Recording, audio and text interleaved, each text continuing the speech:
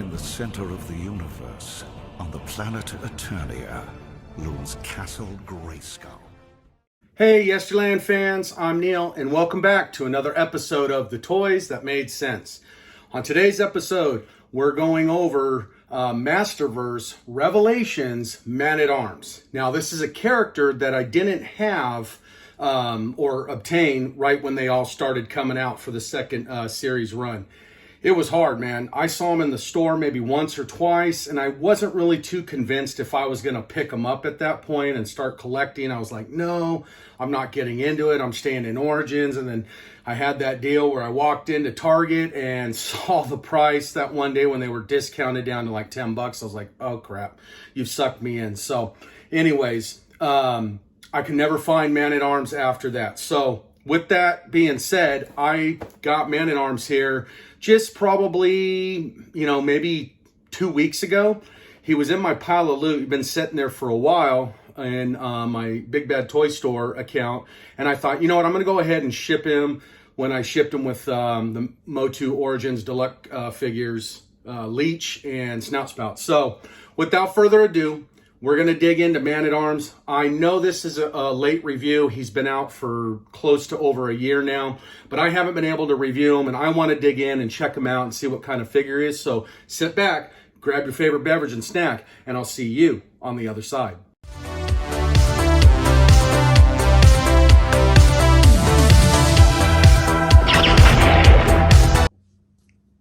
All right, guys, so here we have it. Masterverse's Masters of the Universe Revelations Man-at-Arms, brought to you by Mattel. Now, this is the Man-at-Arms that we all know about. That's from the new Revelations cartoon, currently on Netflix. It's an original series, and we just got word at San Diego Comic-Con that they're coming out with Season 2 of Revelations. So be on the lookout for new Masterverse action figures coming in the near future. Now, from what I understand, I don't believe they're doing the next round in the Revelations line. Okay, it's not going to be those figures. They're going back and they're paying homage. They're kind of jumping around. I see we're going to have a Pigman in there. We're going to have a Stratos and so on.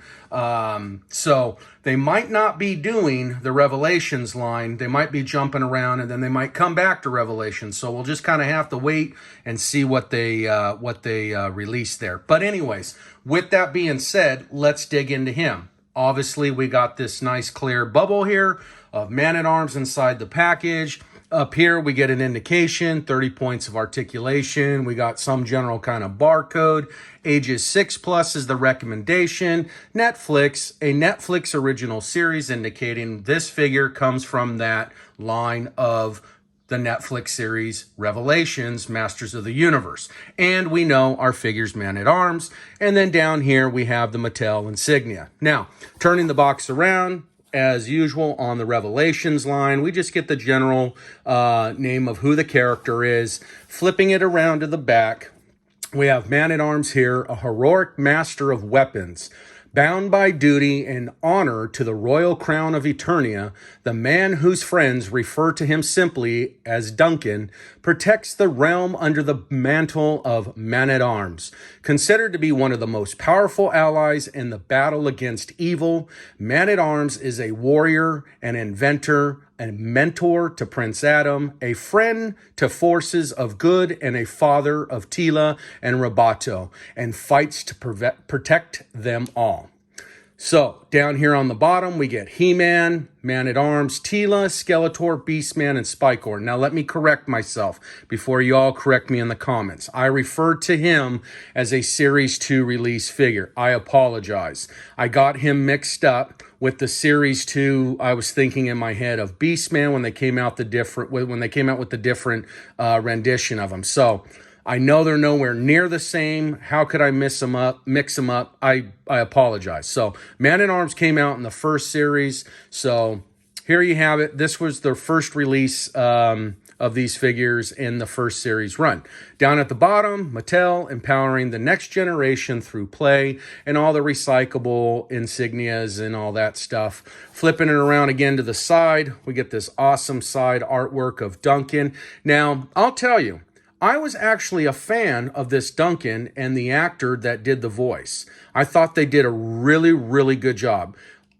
Kind of close to the original, but I really felt like there was a Liam Neeson type of undertone there in his voice. So I thought that was a great casting for him, for his voice. So here we go. We got Duncan there on the, or correction, Man-at-Arms / Duncan. And then flipping it down to the bottom, we get the general legal mumbo jumbo with the barcode.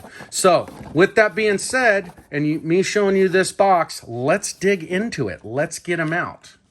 I'll see you back in a few moments. All right, guys, we got Man-at-Arms out of the package. And let me tell you, when I pulled him out, I knew right away he was a solid figure. I can tell from his proportion, his balance.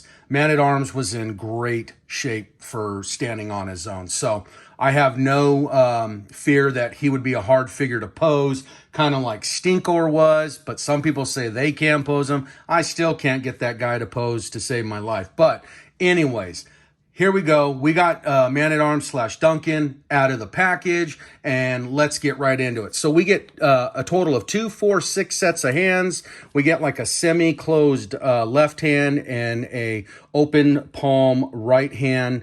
And now I will say, I think the color is a little bit more duller on this extra set of hands, as well as the closed fist hands if you were going to use them for punch style action. They just seem to not have as much sheen, if you will, as the ones that come with him on his hands. But it's not a deal breaker. They stay in the same color realm spectrum, so I'm not worried about that. Then you get his malice here, his battle malice, if you will, and it looks kind of similar to the original in the vintage line. It's just a little bit maybe not as round on top, but it pretty much is spot on there.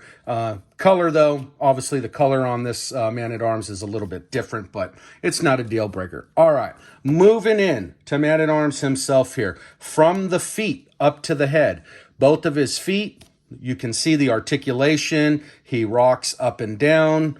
They kind of swivel side to side on kind of more or less on an angle, not really like I don't want to say they really go like 90 degree or anything like that, more probably 45, and that's on both. We get this knee and shin shield on Man-at-Arms himself.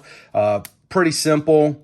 You can take them off. They got the little latches there, so that's pretty easy to take them off if you wanted to, and you wanted to, maybe put it on the other leg. I don't know. He bends at the knee, as you can see, and what was nice about this right out of the box when I was playing with him, no stiffness whatsoever, just your light factory stiffness, if you will, but everything else was pretty much flexible. We get his loincloth here. It's kind of a blackish gray with his silvery bluish belt with his red like emblem on the front. And this does not come off, so this is permanently on him. And moving up into the abdomen area, he's not on his chest or his stomach and his abs are solid. He's on like a ball pendulum there, if you will, as you can turn them around in like a 360 motion. Moving over to his hands, they move and twist at the shoulder, at the bicep, up and down. They do not go back other than moving the arm all the way back. Hands twist side to side. They don't really move too much inward because of the cuffs here, his wrist cuffs, if you will. He does not have one on this hand. So if you were to take this off, he's going to be out of, it's going to look kind of off balance there. So I think Mattel might have missed the mark there cosmetically, which they should have figured out how to keep that on and make this just a little bit bigger, if you will. My shoulder piece here is a little loose, but I guess that's to be expected when you only have one latch there, as you can tell. I can't tighten it up. So I'm trying to move them up on the shoulder. It just kind of falls down. So again, Mattel kind of missed the mark there cosmetically, because it's just going to hang there off the side, and that looks kind of ridiculous. So it's not a deal breaker, because at the end of the day, I'm going to pose him. It's going to be more up on his shoulder. So if he does seem to fall down a little bit, I might be able to find some like museum clay stuff and put a little dab in there, and maybe that'll hold him on, or maybe even a little piece of hot glue or something that won't melt or hurt the figure. But anyways, moving up, we get this nice chest piece here. His armor, it's easy to pull off. Again, it's just two little tabs here on the side, paying homage to that original look, how it comes up to Man-at-Arms' chin face area. And then moving in, we get the Man-at-Arms sculpt on this face. Now, I'm actually really happy, like I said, with this Man-at-Arms. Man-at-Arms was one of my favorite figures that I always wanted, one of the ones that I always wanted that I never got as a kid. And I always played with my buddies, and playing with it with the Wind Raider. And I loved Man-at-Arms. I just wish I had him, but obviously I have him in the Origins line, and now I have him in the Revelations line, Masterverse. So I'm really happy with Duncan and Man-at-Arms here. Anyways, his head rocks back and front and back like that, side to side, and he can look up and down. He does go 360 if you want, but I'll tell you right now, his head's a little bit loose to begin with, but again, not a deal breaker. Moving Man-at-Arms back into place, we can go ahead and put his weapon in hand, like so. Let's try to get him in there. I might have to switch it out to the little bit bigger open hand, or let's see if it goes in. There we go. We got Man-at-Arms with his malice there. He's ready for going into battle with his daughter Tila and fighting off evil Skeletor and his crew. So there you have it, folks. Man-at-Arms, Revelations, Masterverse, Masters of the Universe. So if you like this video, remember to like and subscribe to my channel. Give me a thumbs up. Share this video in the toy community. And always, folks, I'll see you in Yesterland.